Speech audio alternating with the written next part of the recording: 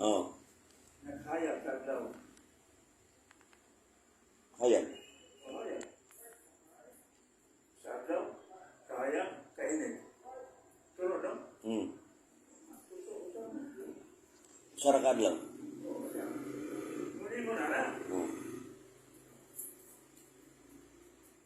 Sa to pa, wala ka sa asin. Kaya mo makita pa, ang adlaw ba yung adlaw, kaya na init. Oo.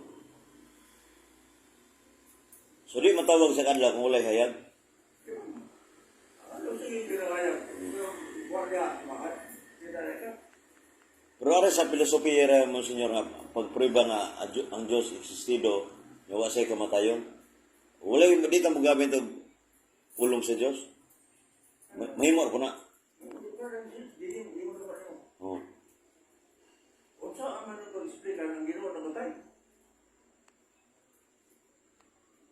Kaning science about being, material being. Kung saan mo patanin ng Ginoo?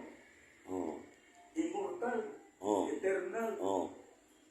Saan mo patanin mo di makita? Di makita, oh. Ha? Ano? Gugma. Gugma. Ang gugma nila ito ha? Third person. Three persons, divine person. Divine persons to go. With one divine nature. Okay, namatay sila. Tulog, namatay. Pero i-active yun sa anak. Oh. Quran dan sanctify. Three person. Pero i-active yun sa Holy Spirit. Creator, bubuhat sa kalibutan. Anak, Espiritu Santo, Pangamahan. Sila tutok yapon. The person is it. Bitano sa eternal and divine person din yung mong ingon kanina.